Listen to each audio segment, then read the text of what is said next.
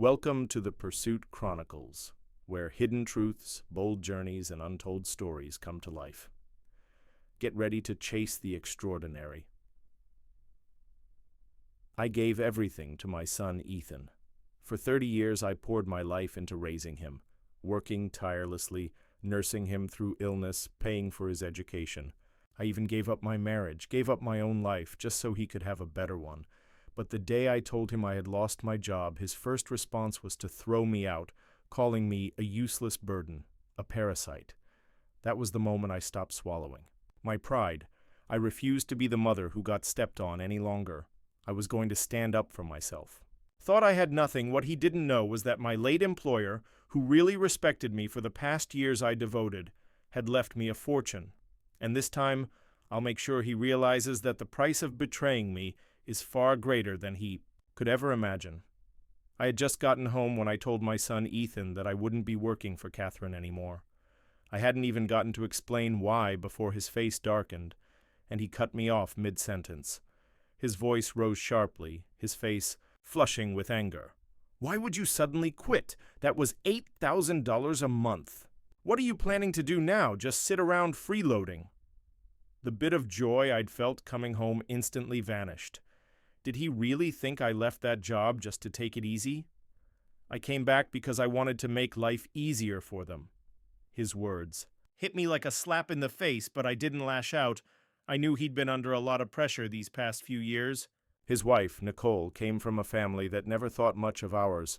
Her mother's a university professor, and her father works in local government. They've always looked down on Ethan's background. To them, their daughter married beneath her. Nicole, following their lead, constantly took jabs at him, calling out his salary, his upbringing, anything she could to chip away at his confidence. Still, I figured once they found out about the inheritance Catherine left me, $8 million, they'd finally see Ethan in a new light, maybe even treat him with some respect for once. But I didn't bring up the money, not yet. Instead, I mentioned the other reason I'd come home. "Didn't you say Nicole's planning to get pregnant soon? I thought I'd come back early to help out, support her during the pregnancy, help with recovery. Afterward, maybe even lend a hand with the baby." Nicole's expression turned cold in an instant. I could have sworn she even scoffed. "Postpartum recovery requires professional care," she said flatly. "You used to work as a housekeeper. What would you know about that?" Her mother, Susan, shot me a dismissive look and chimed in without missing a beat. "Taking care of a newborn isn't just diapers and bottles. It's a science. You need actual training. This isn't something amateurs can handle." The two of them tag-teamed their condescension so seamlessly, it was clear they'd already rehearsed this routine. And just like that, I'd been written off as an unfit caregiver. I gave a silent, bitter laugh. Nothing had changed. They still saw me as beneath them. Still, to keep the peace, I forced a smile and said, "Well, if everything's already arranged, I won't get in the way. I'll leave the baby care to you."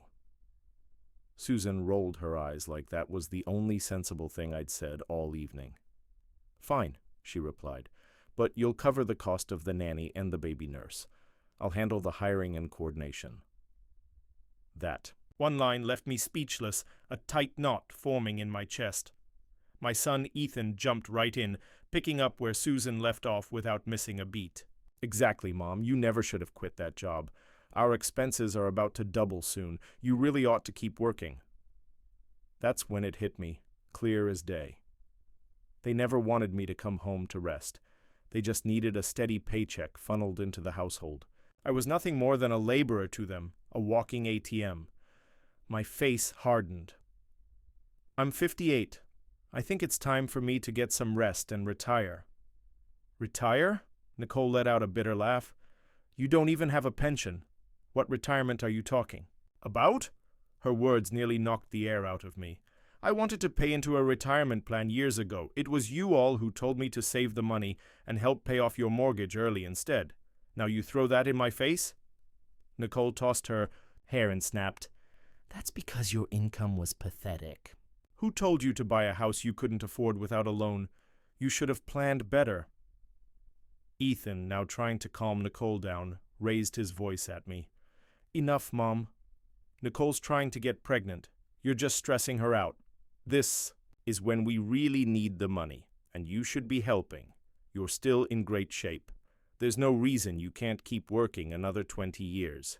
Save the retirement talk for when you're 80. Another 20 years? I froze, hollowed out by a wave of sadness I couldn't put into words. After everything I'd given, every sacrifice, every hour worked, every dollar earned, I was still nothing more than a cash machine in their eyes. That's when I truly saw it for what it was. All the talk of respect and gratitude, just sugar-coated lies to keep me working.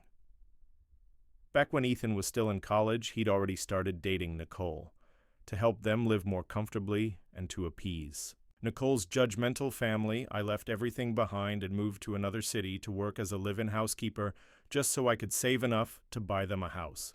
They didn't pay a single cent, yet the deed bore only their names. And back hippies with tears in their eyes, they told me, "One day when we're better off, we'll take care of you. You'll finally get the life you deserve." But now I know what they meant by the life I deserve, a life of endless labor, right up until my body gives out at 80. I held back my tears, steadied my voice, and said firmly, "I said I'm retiring." "That's final. No one gets to make that decision for me." Susan must have realized I was serious and worried I might actually stop supporting them. Her tone softened instantly. "Look, it's not that we don't understand. You just have to be realistic. There's no spare room in the house for you. You can't expect to stay here forever, right? But I do have a compromise." I narrowed my eyes. Something about her expression made my stomach twist. "I happen to know a wealthy family looking for a live-in assistant. Good pay, room and board. Included, you've done that kind of work before, should be an easy transition." Nicole jumped in with a smirk. "Perfect idea, actually. You could even help ease our financial load. Whatever you earn could go toward household expenses. Win-win, right?" Susan shrugged and added, "You're not someone who really needs to rest anyway. Going back to work wouldn't kill you. Don't be so quick to say no. Just give it a try. If you do well, you might even get to stay long-term."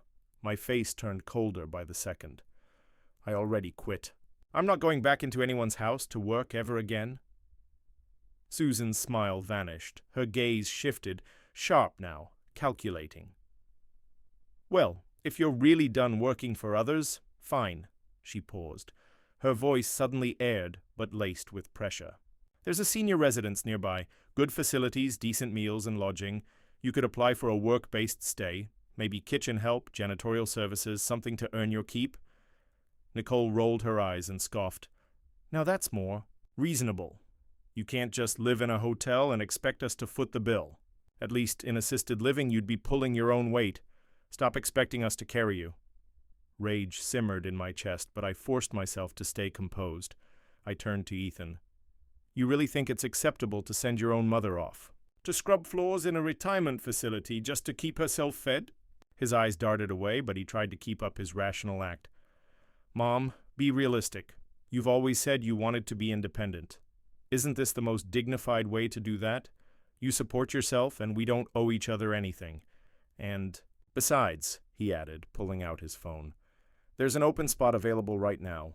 I already called earlier to check. You could move in as soon as today." Then, right in front of me, he started dialing the number again. I could hardly believe what I was witnessing. The child I'd poured my entire life into raising was now so eager to shove me out the door, like I was nothing more than dead weight. My hands trembled, and tears streamed down my face, unstoppable. "Ethan, I gave everything I had to raise you. I drained my savings to buy you a home, and now, at this moment, all you see me as is a burden you can't wait to get rid of? Is this how you repay your mother?" For a brief second, guilt flickered in his eyes, but it was quickly swallowed by rage. He kicked over my suitcase, sending it crashing to the floor. "You think you suffered? That was your choice. If you hadn't divorced my dad, we wouldn't have ended up broke. I could have grown up rich, and you ruined that. Let me tell you something, Margaret. You owe me for the rest of your life." I stood there in stunned silence, staring into his bloodshot eyes as a dull, unrelenting pain tore through my chest, like a blunt knife twisting slowly, slicing into everything I had left. He had no idea. The only reason I divorced his father was for him. If I hadn't walked away from that marriage, his so-called wealthy father never would have claimed him as his son. In fact, he might have been dumped into foster care, treated like a stray dog no one wanted. Every sacrifice I made, every choice, every tear was for him to have a chance at a whole life. But now, here he was, biting back like a cornered animal, blaming me for destroying the very future I tried so hard to protect. I pressed a hand to my chest, trying to steady the storm inside me, but the ache only deepened. All those years of devotion, of sacrifice, of love, suddenly felt like the cruelest joke life could have played on me. Ethan wasn't my biological child. He was adopted. The first time I saw him, I was volunteering at the city's child welfare center. He was barely a year old then, frail as a kitten, lips tinged with blue, his tiny body drained of all life. The director told me Ethan had been born with a severe congenital heart defect. His birth parents had abandoned him in a dumpster. A passerby heard his faint cries and brought him to the orphanage. I still don't know exactly what drew me to him. Maybe it was the way his eyes, full of fear and longing, clung to mine. Or maybe it was because I'd lost my own mother when I was very young. Something about watching a child suffer felt unbearable to me. I went home and discussed it with my then husband. After much thought, we decided to adopt him. From that moment on, we crossed the country searching for hospitals and specialists, doing everything we could to save Ethan's life. But 2 years later, my husband changed. He said he was tired of raising someone else's child. He wanted a child of his own. He gave me an ultimatum. Either send Ethan back to the orphanage or leave him and raise the child alone. I didn't hesitate. I chose Ethan. Back then, his condition was still unstable. I was terrified that going back to the orphanage would mean delayed treatment or worse, the end of his life, so I worked double shifts, sometimes 3 jobs at once. At night, I'd sit at the kitchen table, eyes burning, making handmade crafts, just to scrape together extra income, and somehow, through those long, desperate years, I kept him afloat. He survived, recovered, and eventually became as healthy as any other boy, even made it to college. I never told him the truth about his past, not because I wanted to lie, but because I didn't want to burden him. He was already a sensitive, insecure child. I didn't want him to carry the weight of knowing he was first thrown away by his birth parents, then rejected by his adoptive father. I wanted him to believe the world could still be kind, that love, real love, did exist. But never in my worst nightmares did I imagine he'd grow into this cold, selfish, ungrateful person. As furious as I am now, there's also a flicker of relief. Thank God I never mentioned the trust fund. If they knew that the $8 million had already been legally transferred to me, I can only imagine how much uglier this would have become. I looked at Ethan, my gaze icy and unflinching. If this is how heartless you are, then so be it. From this moment on, we're done. You and I have nothing to do with each other anymore. I reached down, lifted my suitcase, and turned to leave, but Susan suddenly grabbed my arm. What are you saying? Ethan is your son. You're supposed to be responsible for his future. You can't just pack up and walk away like this. Nicole stepped in, echoing her mother's outrage. Yeah, what kind of mother does that? You raised him, and now you want to wash your hands of it? That's unbelievably irresponsible. I let out a cold laugh.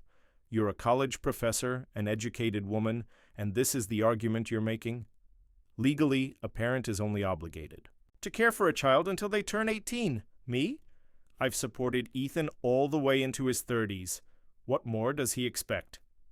Ethan's face twisted, his voice rising in fury. That's not parenting. That's you making bad choices and trying to pay off your guilt. Every miserable thing in my life is because of you. You owe me for life. Then he shouted, voice dripping with venom, Did you ask for my permission when you decided to bring me into this world? I almost laughed out loud at the sheer madness of it. He sounded completely deranged. I stared at him like he was a stranger, someone I no longer recognized. I must have been blind to have raised someone like you, and if you've got such deep, twisted philosophical questions, Maybe you should ask your birth mother, the one who left you in a dumpster. I didn't know if he even processed what I just said. He froze for a beat, confused, but the fury still clung to his face. It didn't matter whether he understood or not. It no longer concerned me. I shook off Susan's grip and walked out the door, without looking back. Almost immediately I heard angry shouts behind me. "You disowning your own son? You're not even human." "Don't get too proud, Margaret. When you're old, sick, and no one wants to take care of you, let's see how far that independence gets you. No one's going to hire a woman your age when you hit rock bottom. Don't come crawling back to us." I paused, turned around slowly, and looked at them with cool detachment. "You should be more worried about yourselves," I said calmly. "Don't forget, the house you're living in, that house you treat like your birthright, was bought with every penny I scraped together over the years. If I ever decide to take it back, don't be so sure you'll still have a place to live." Nicole stormed to the doorway, pointing a finger at my face, seething with rage. "Don't you dare touch this house. It's registered in my and Ethan's names. It's legally ours. You have no claim." The more she shouted, the steadier I felt. "Fine," I said, my voice unwavering. "Then hear this. I don't care if I have to spend the price of 2 houses. I will not let this house stay in the hands of a bunch of ungrateful leeches." Nicole's eyes widened in disbelief. Then she burst out laughing, her voice mocking. "You've lost your mind? 2 houses? You probably don't even have $1,000 to your name. This house is ours. It's our marital property. You're just some washed-up maid trying to bite off more than you can chew. Get lost. People like you deserve to rot on the street." With that, she slammed the door in my face. I didn't respond. I didn't argue. I didn't even flinch. I just turned toward the elevator, pulled out my phone, and started browsing listings for luxury homes in the city's top neighborhoods. A bitter smirk played at my lips. If I didn't move into the best house in town, I'd be doing a disservice to the $8 million sitting comfortably in my trust fund. That night, I checked into the most exclusive 5-star hotel downtown. Then I contacted Catherine's private attorney and instructed him to initiate the legal proceedings to reclaim everything that was rightfully mine. In the days that followed, I lived in that hotel while diving deep into the city's luxury real estate market, researching properties, reviewing listings, and scheduling viewings. A week later, I had an appointment to tour a highly sought-after, gated villa community. It was the most prestigious development in town. What I didn't expect was the sales agent assigned to show me the property was none other than Susan's niece, Chloe. The luxury real estate showroom was bustling with people, despite the starting price of these villas being well over $1 million. The project's exclusivity had drawn a steady stream of prospective buyers. I had just stepped into the grand lobby when a young woman with long hair and a fresh, eager smile approached me. "Good afternoon, ma'am. Would you like me to walk you through the project details?" "Yes, please. Could you start by showing me the model homes?"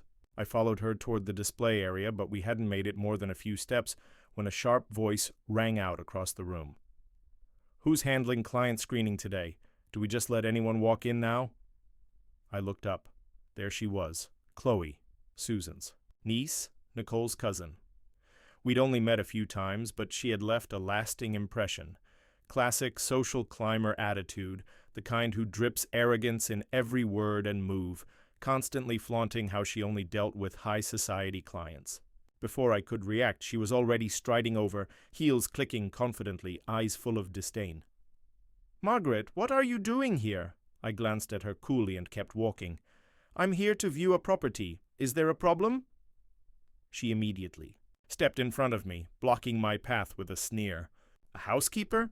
You think you can afford this place? Don't tell me you're just here for the free coffee. I've seen plenty like you, pretending to be buyers, just looking to snag some free snacks."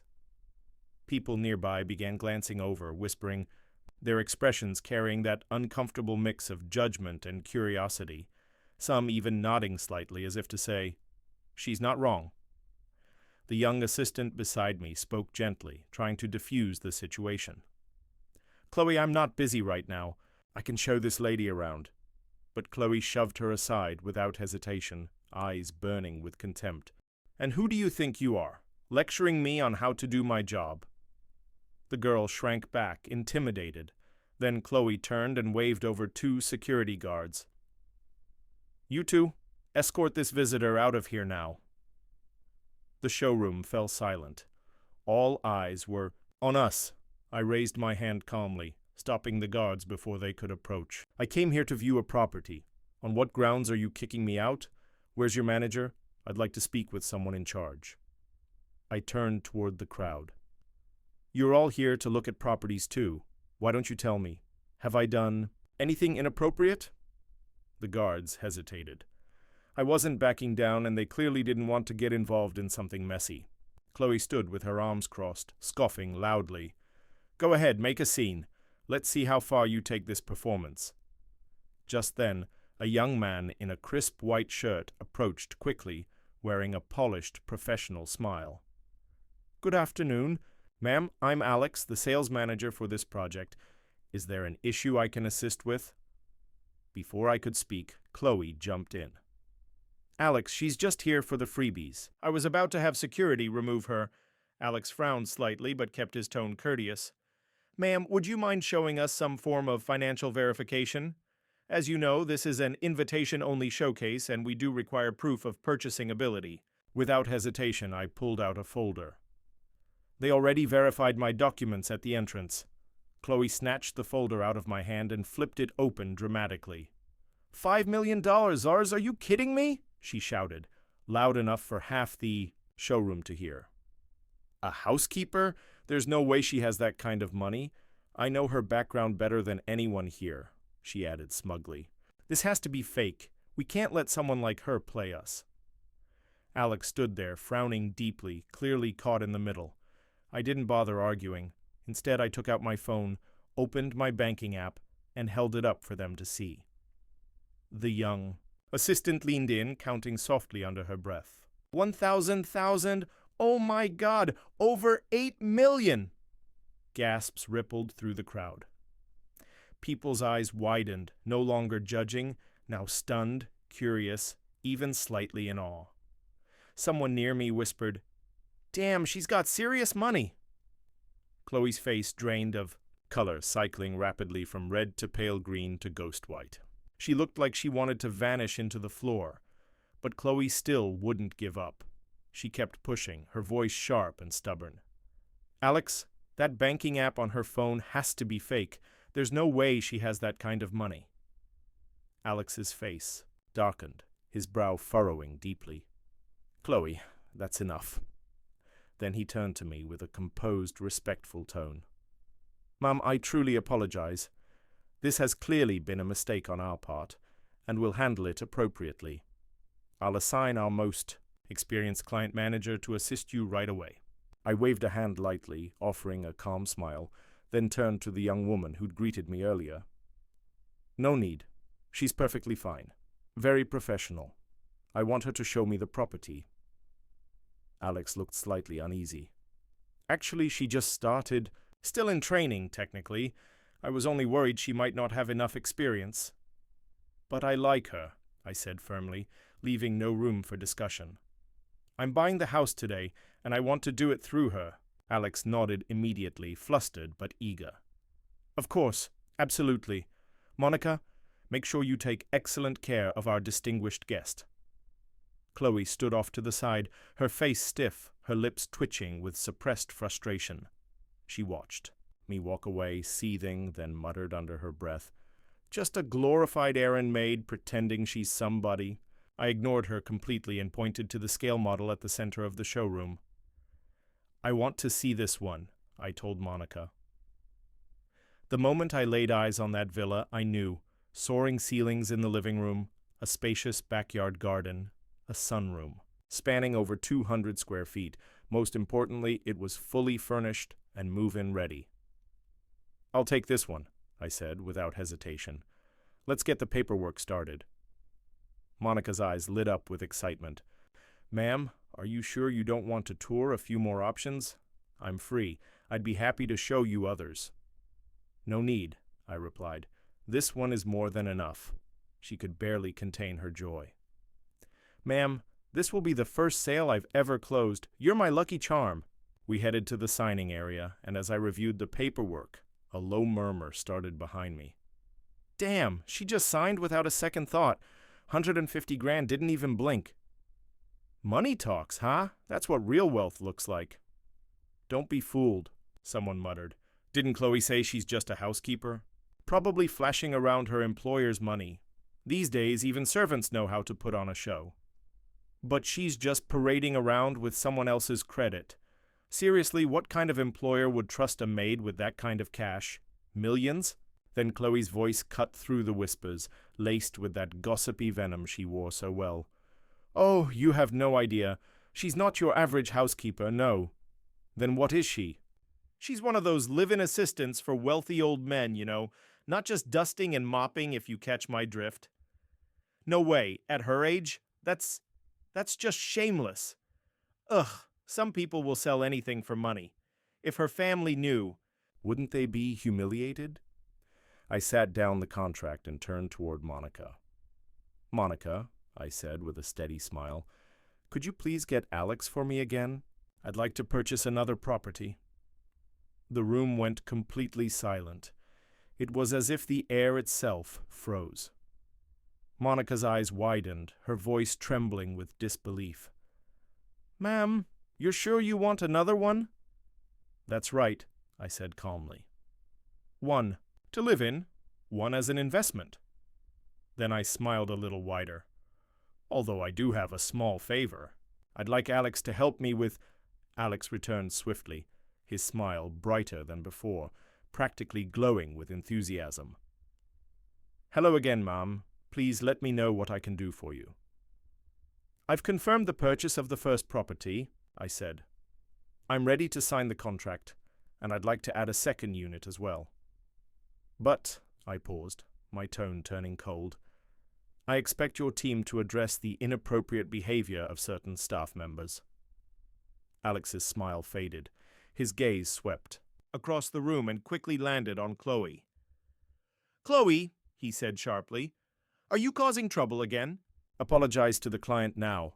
Chloe lifted her chin defiantly, refusing to back down. Why should I apologize? I only told the truth. She used to be a housekeeper, one of those live-in types who caters only to rich old men. And don't look at me like that. Her son said it himself. I slowly lifted my head, eyes narrowing as I stared directly at her. You're saying my son told you that? Then let me tell you something in return. He also once said that your little portfolio of closed deals didn't come from your so-called skills, but from the nights you spent in bed with your clients. Is that true? Chloe's face drained of color, her lips trembled. You're lying. That's slander. Oh, didn't you just slander me a few minutes ago? Now you suddenly understand what defamation means? I turned to Alex, who immediately picked up on the cue. His expression turned grim. Chloe, that's enough. Security, escort her out of the building. And as of today, you're terminated. Chloe, panicked, tears welled up in her eyes, spilling over. Alex, I wasn't lying. She really used to be a cleaner. But Alex's tone remained firm. You've violated company conduct policies in a very serious way. Your employment is terminated, effective immediately. I raised my hand to stop the security guards from moving. Hold on, I said calmly. She's not going anywhere just yet. She publicly defamed me, and I'm not letting this slide. Right then and there, I took out my phone and dialed. Hello, yes, this is the police department. I'd like to file a report for defamation and public harassment. 10 minutes later, 2 officers arrived at the showroom. After hearing my account and reviewing the incident, they issued Chloe a formal warning and made it very clear, if she didn't offer a public apology, I had every right to press legal charges. Cornered and shaking with rage, Chloe finally mumbled through clenched teeth, I'm sorry.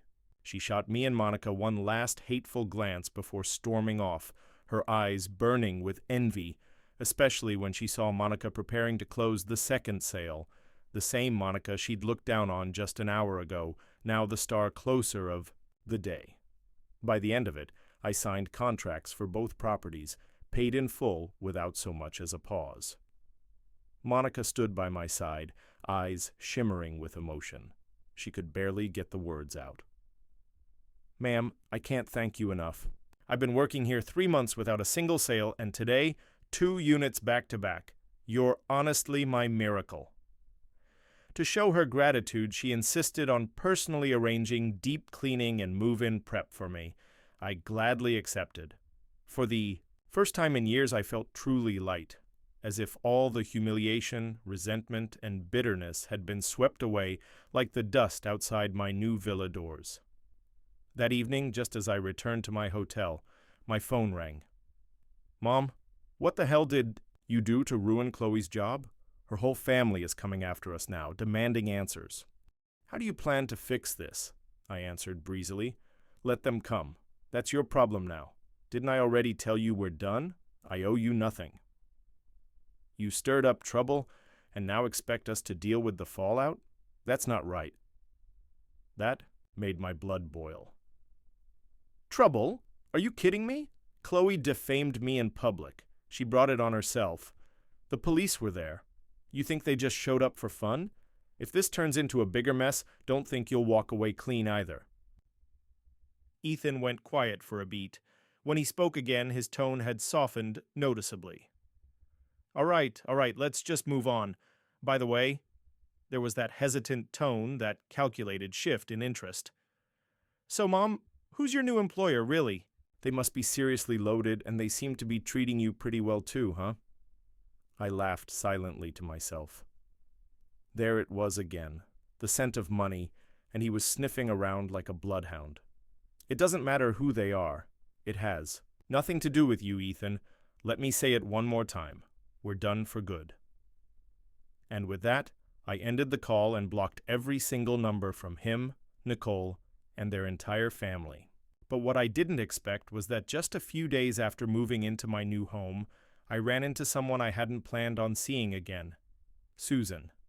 That afternoon, I was at a high-end piano showroom downtown, browsing options for a grand piano.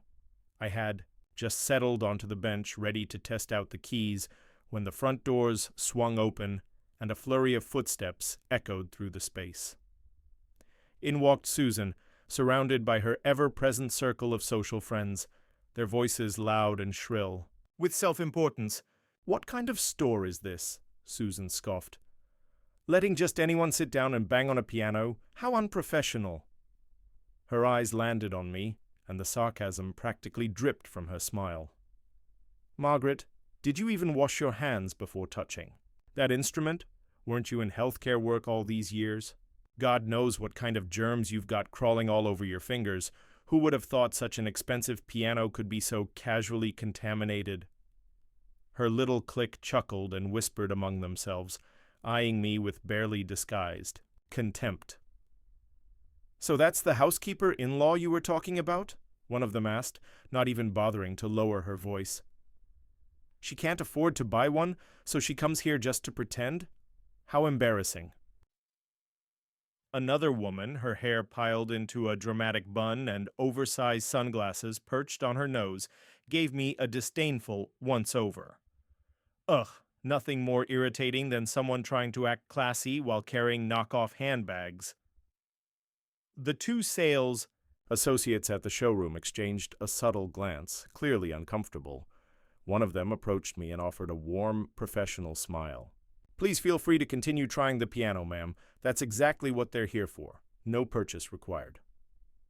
I nodded politely, then turned back to the sheet music and prepared to play, trying to ease the growing tension in the room.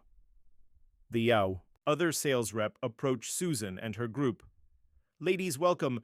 Is there a particular model you'd like to see? I'd be happy to walk you through our selection."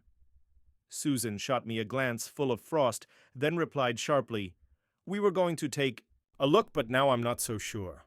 Clearly, this store doesn't care about its instruments or its clients." I gave the store associate a calm smile and said, "Clearly, I'll need a bit more time to try a few. I fully intend to make a purchase today." The woman with the bun scoffed and dropped into a nearby sofa, arms crossed. "Sure you do. I'll just sit right here and watch how you talk your way out of this. Can't wait to see how you slither off without buying anything." Susan tugged her friend's arm. "Come on, let's go somewhere else. Just being near people like this puts me in a bad mood." But I knew better. Susan had already heard from Chloe that I'd bought 2 villas. She was clearly unsure whether to believe it and afraid I might prove her wrong again. But her friend wasn't so easily swayed. "I'm staying right here," the bun-haired woman said with a smirk. "I won't sleep tonight if I don't see this woman fall flat on her face." Her words seemed to rally the rest of the group. They all stayed, waiting for what they assumed would be an entertaining disaster. I chose one of my favorite pieces and let my fingers fall gently on the keys. The notes floated into the room, soft and steady, the melody of Moonlight Sonata flowing through the air. The bun-haired woman twisted her mouth in mockery and snorted. "What even is that? Sounds like noise. Who taught her to play? She thinks she belongs in a piano store with that mess. Give me a break." But before I could respond, the sales associate by my side started clapping, genuine admiration in his eyes. "Ma'am, that was beautiful. Honestly, that's one of the most moving renditions of Moonlight Sonata I've heard in a long time." The bun-haired woman rolled her eyes so hard she nearly tipped over. "Oh, please, if she was that talented, she wouldn't be stuck in whatever dead-end life she's living now. Your flattery is a little too obvious, sweetheart." Just then, a few young people stepped into the showroom. They didn't say a word, simply stood behind me, quietly listening. The moment I lifted my fingers off the keys, a round of spontaneous applause erupted from behind. "Wow, that was incredible. I've studied piano for many years, and I still can't bring out that level of emotion in Moonlight Sonata. Seriously, you captured the whole hazy, dreamlike mood so effortlessly. You're amazing." Susan stood nearby, her brow tightening, eyes narrowing in visible confusion. She couldn't seem to wrap her head around it. How could someone she'd always looked down on play with such grace, such skill? Truth was, I owed this moment of peace, of music, to my late employer. She came from a prestigious family, the most elegant, sincere woman I've ever met. She never once looked down on me. In fact, she treated me more like a younger sister than an employee. Whenever she had free time, she invited me to join her in learning music, painting, literature, and I never brushed it off. I studied with dedication, deeply grateful for her generosity and patience. Over the years, she didn't just change my lifestyle, she transformed my entire spirit. I continued playing, letting the keys carry my thoughts, while the bun-haired woman's face soured under the growing stream of praise. She lowered her head, clearly unsettled. Then, in one last desperate attempt to save face, she snapped her head up. "So what if you can play one song? Big deal. If you're really that impressive, pay for the piano right now."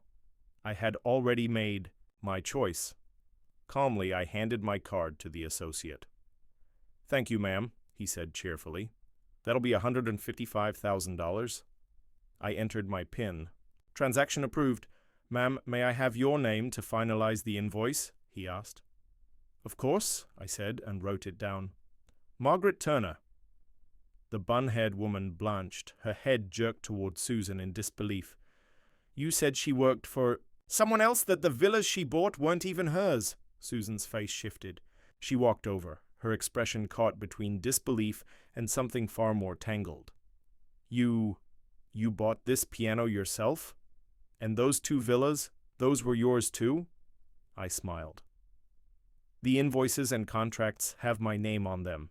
If they're not mine, then whose would they be? Yours?" Her face twisted instantly, a storm of shock, envy, suspicion, and bitter regret flickering across it.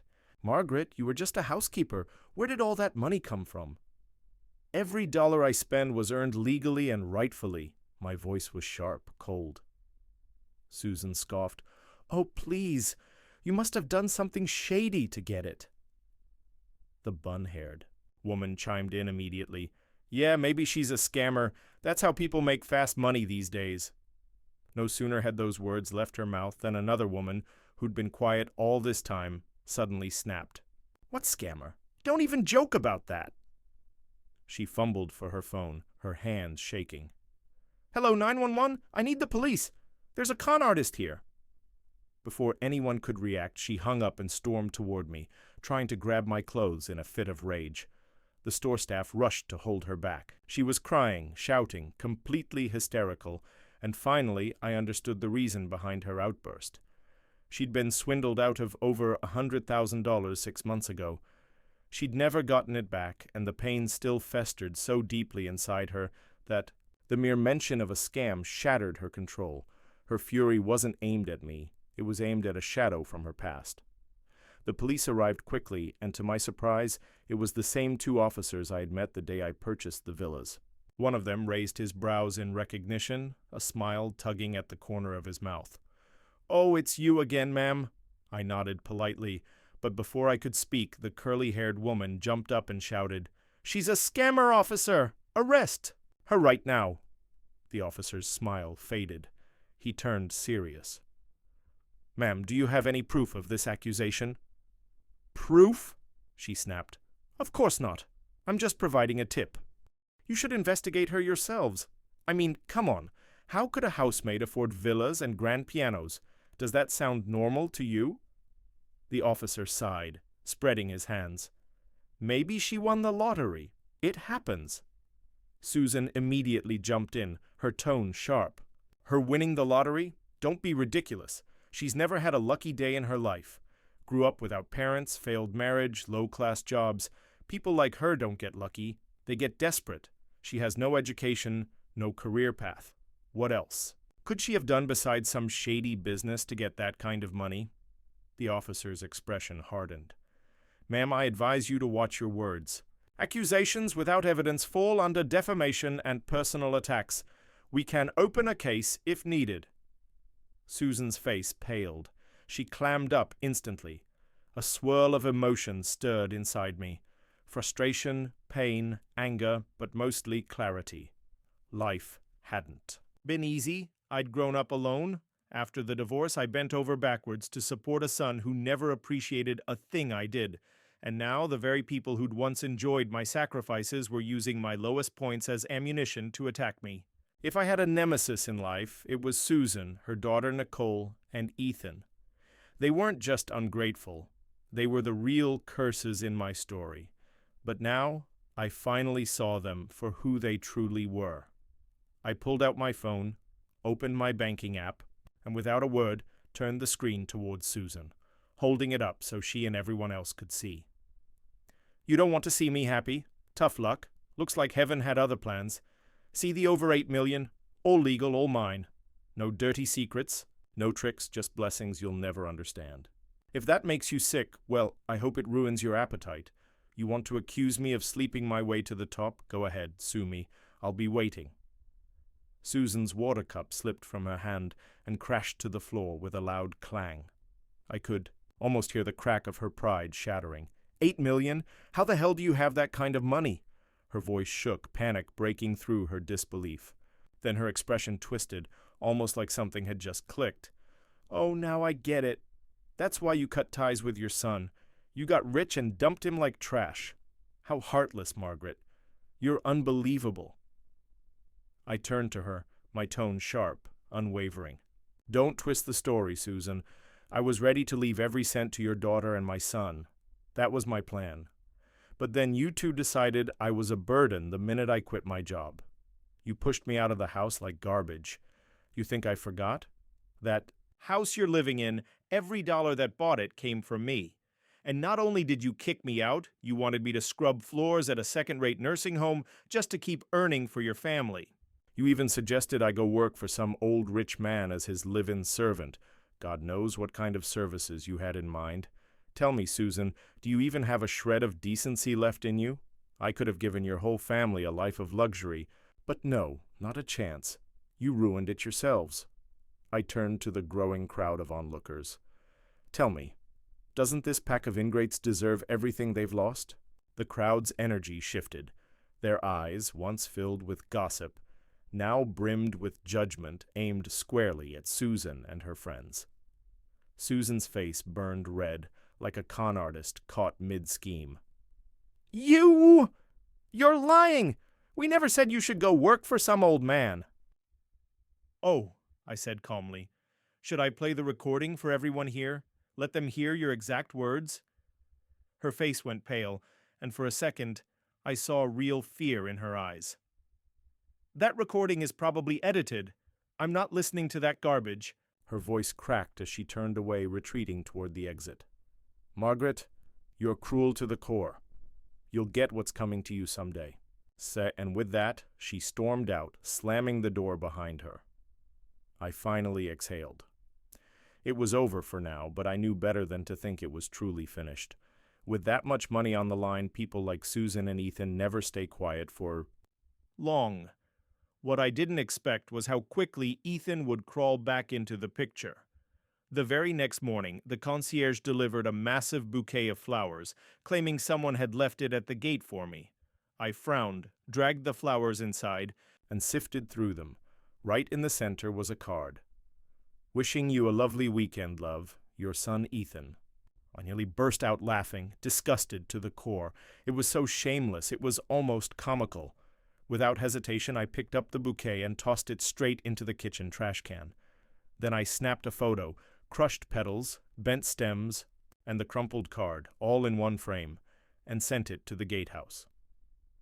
From now on, refuse anything sent by this person. Also, kindly forward him this picture. I didn't just want him rejected, I wanted him humiliated. Sure enough, I never received another bouquet from him again. But he didn't give up. He just escalated. He began waiting outside the gated community every single day. Rain or shine, workday or weekend, he'd be there, lurking, desperate. Every time I came or went, he'd put on another pitiful act like some character in a cheap tragedy. One day, he even dropped to his knees on the sidewalk, crying hysterically, "Mom, please don't be angry anymore. Come home. I was wrong, Mom. No matter what, I'm still your son. How can you be this cold to me?" I didn't even bother looking at him. His theatrics only made my skin crawl. Eventually, I got so sick of the scene that I hired a full-time driver. Every day, I sat in the back with the windows up, gliding past the front gate straight into my villa's garage. No eye contact, no conversation, no chance for him to reach me. Ethan kept it up for 2 full weeks, but once it was clear I wasn't budging, he finally gave up. At least, I thought he did. Instead, he changed tactics. He went digging through and somehow managed to contact my ex-husband, Richard, who was once Ethan's father, too. That's when things truly began to spiral in a way I hadn't anticipated. Ethan wasn't trying to reconcile anymore. He was trying to control me, crush me, break me down completely. It became obvious.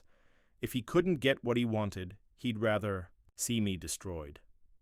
One afternoon, my phone rang. It was Richard. We hadn't spoken in over 20 years. I had no idea how he even got my number.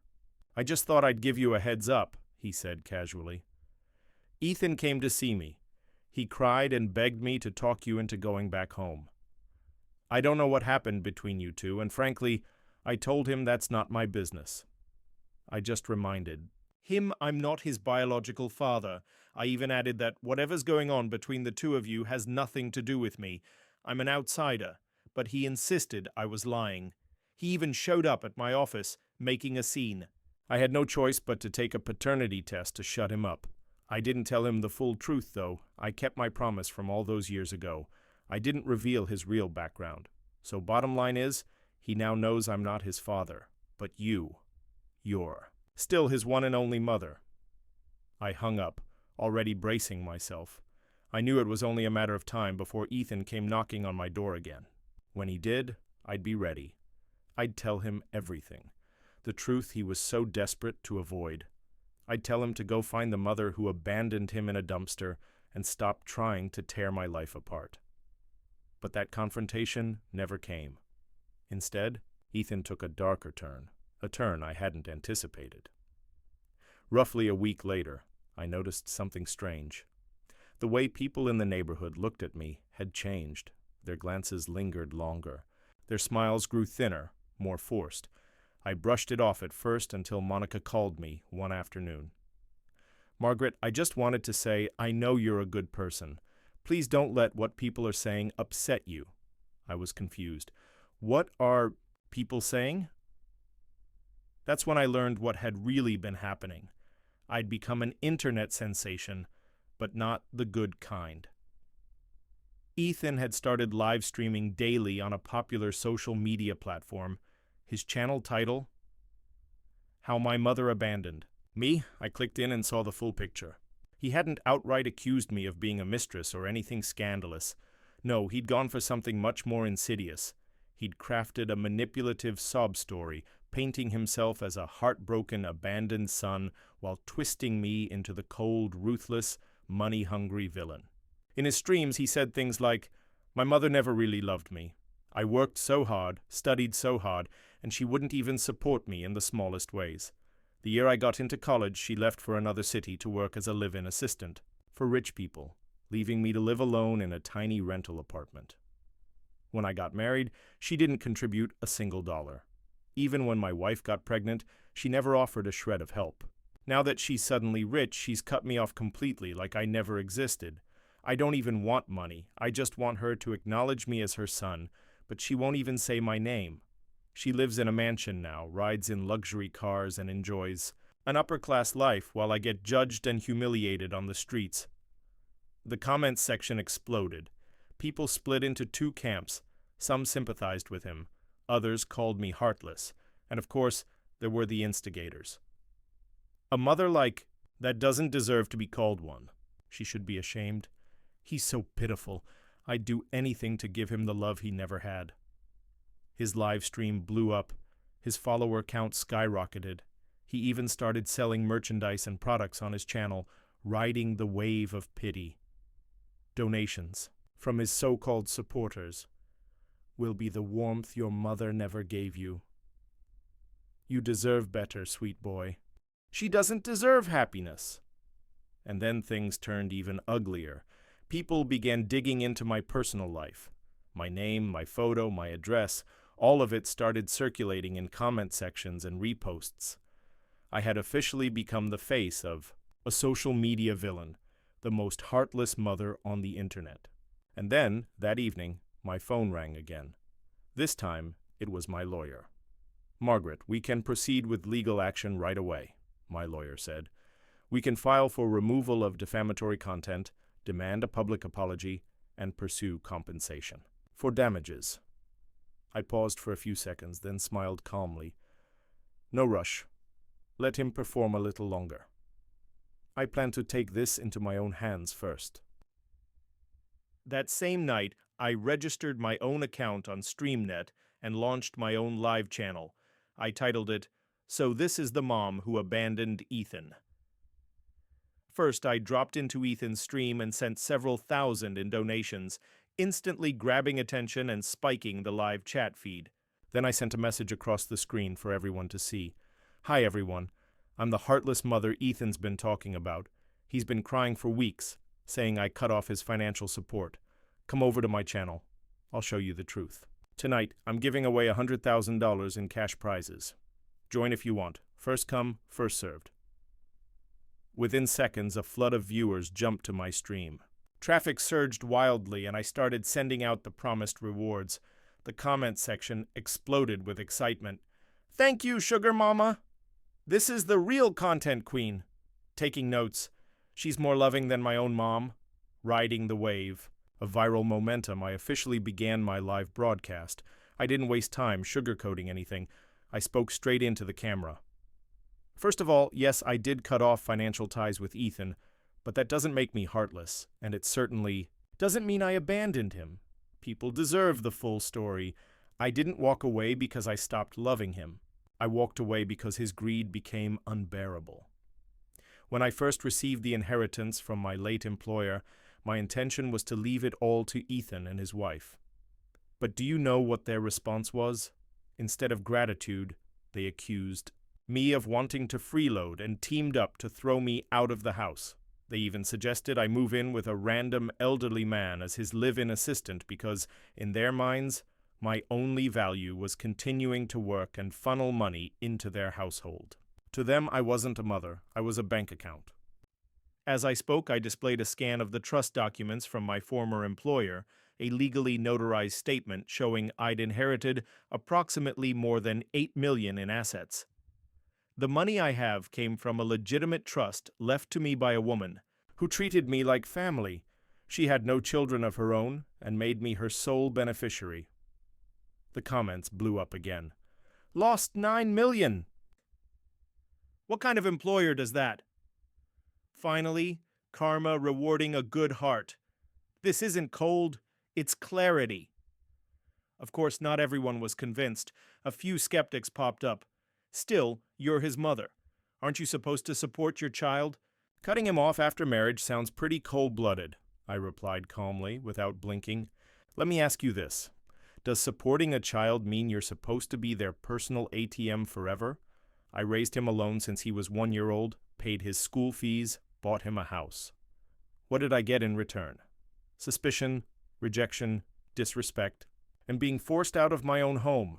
They wanted me to keep working like a machine to subsidize their lifestyle while treating me like a burden. Then I dropped the final card, an audio recording of Ethan on the phone, trying to arrange for me to become a live-in assistant for an elderly man. The call had been captured by the elderly man's household security system. It was undeniable proof. The comments exploded again. Unbelievable! This isn't just mooching, it's financial abuse. Cutting him off isn't cruelty, it's survival. This is what weaponized guilt looks like. He's not crying for love. He's crying for money. Good for you, ma'am. That son deserved to be cut off. I knew this was only the beginning. Ethan didn't miss a mother. He missed his money supply. In this war, it had only just begun. I looked at the flood of comments on the screen and let out a small, quiet laugh. Then I leaned toward the camera and spoke directly to the audience. The truth is, there was never any need to cut ties with Ethan.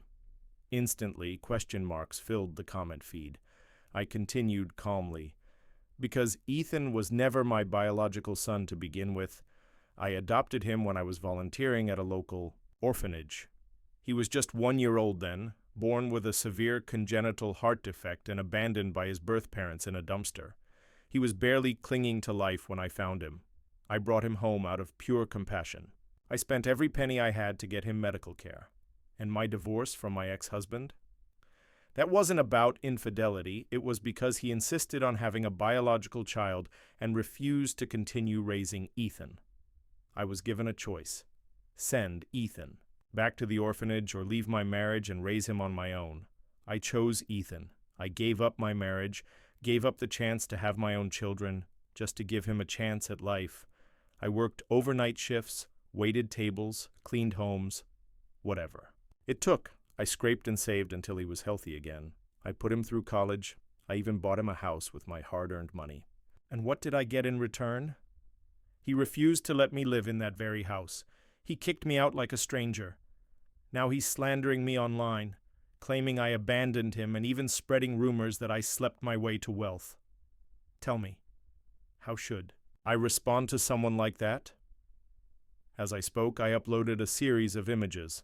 Hospital bills, medical invoices, school tuition receipts, public transit tickets, all the fragments of a life spent giving, a lifetime of sacrifice captured in paper. And ink? The comments exploded. He's vile. Who does that to a woman who saved his life? He used his adoptive mother like a sponge, then threw her away. Disgusting. Living in the house she paid for and still kicked her out? Unbelievable. God gave him life. She gave him everything else, and he turned around and stabbed her in the back. The backlash was immediate. Viewers rushed back into Ethan's stream and began flooding his comment section with outrage. How could we ever support someone like you? Shame on you! You played the victim while bleeding your mother dry? You're the heartless one, not her! Ethan's face turned visibly pale on camera. Why are you all believing her? He shouted. She's lying. If I wasn't her real son, why did she do all that for me? She's manipulating you. No one would go that far for a child that isn't theirs. Back on my stream, more viewers demanded hard proof. Without hesitation, I uploaded a scanned copy of the official adoption certificate. This is the government-issued record, verified, public, and authentic. The comment section erupted once again. That's it. End of discussion. She's telling the truth. This isn't just betrayal, it's moral bankruptcy. He used her love, her money, her life, and still tried to destroy her. Report him. He doesn't deserve a platform. And just when I thought it couldn't get worse, Ethan doubled down. So what if I wasn't her real kid? She didn't have to save me. I never asked her to. Maybe if she hadn't taken me in, I would have been adopted by a real family. She ruined my life. She never should have interfered with my fate. That was the final straw. The internet exploded. You're mad she saved you? That's the most disgusting thing I've ever heard. Let the whole world see this monster's true face. Report him now. In less than a day, public opinion turned completely. Ethan went from abandoned victim to ungrateful parasite feeding on his adoptive mother's blood. His streaming channel was permanently suspended by the platform. That same night, my lawyer filed a formal defamation and harassment lawsuit against him, demanding financial compensation for damages. We also filed for an injunction to legally prohibit him from making any further defamatory statements or attacking me through social media platforms. Eventually, the court ruled in our favor. Ethan was found guilty of violating cyber safety and defamation laws. He was ordered to pay damages and cover all legal fees. His streaming privileges were revoked. His social media accounts permanently banned. Me? I was finally completely free. There was no longer any trace of Ethan in my life, and there never would be again. Another 6 months passed, and I finally reclaimed the house that had once been mine through a meticulous legal process. My attorney team successfully reversed the property ownership. The day everything was finalized, I stood in the living room, staring at the familiar curtains, watching sunlight spill across the hardwood floor. For the first time in years, I felt truly light, like I'd finally exhaled after holding my breath. For decades. A few days later, Susan's daughter, Ethan's wife, filed for divorce. She signed the papers in her lawyer's office with complete composure, not uttering a single extra word. It was clear she'd seen him for who he really was, a man who whined about being wronged but never took responsibility, full of resentment but completely devoid of self-awareness. And just like that, Ethan vanished from my life entirely. I didn't ask about where he went, and I had no interest in looking back. Years passed. Then one day, while chatting with an old friend at a cafe, she casually mentioned, "I heard Ethan ran off to Canada. He's always online, bragging about how free and easy life is over there." Out of curiosity, I searched his name online. What I found was haunting. The video footage showed him disheveled and hunched beside a trash bin on a street corner, gnawing on a piece of moldy bread with vacant, unfocused eyes. Sometimes he'd break into a manic smile. Other times he'd burst into uncontrollable sobs that tore through his whole body. He'd lost his mind. The same man who once stood in front of a camera, painting me as a villain, fishing for sympathy, selling sorrow for attention, had become exactly what he deserved to be, a ghost on the margins of real life. But I didn't feel satisfaction. I didn't feel anger anymore either. He had simply become the sum of his own choices. No amount of followers could save him. No amount of lies could keep his story standing. He lost the sympathy he'd stolen. He ruined the integrity he never valued. And eventually life did what it always does. It caught up. As for me, I was finally done with a battle that had drained me for over 30 years. The 2 villas I'd bought on impulse during that dark chapter. I sold them during the housing market upswing and walked away with a tidy profit. What once symbolized fury and defiance had turned into the foundation of my next chapter. Eventually, I moved to a quiet lakeside town on the western edge of the city. It wasn't the most expensive neighborhood, but it was everything I'd ever wanted. Sunlight flooded the windows. My garden bloomed with wisteria and roses. The kitchen always smelled of my favorite dark roast coffee. My easel stood beneath the trees, waiting for lazy afternoons of painting. The air was clean, the world slow, and life gentle. No one called me mom anymore just to demand something. No one accused me of being cold. No one claimed I hadn't done enough. For the first time, I could hear my own breath in the music, in the sunlight. For the first time, I finally belonged to myself. Sometimes people still ask me, "Do you regret adopting Ethan?" I used to think long and hard about that question, but now, when I hear it, I just smile softly and shake my head. "No," I say. "I don't regret it. I only regret not understanding sooner that kindness should never be practiced at the cost of self-destruction. Learning to protect myself was the most important lesson I ever learned.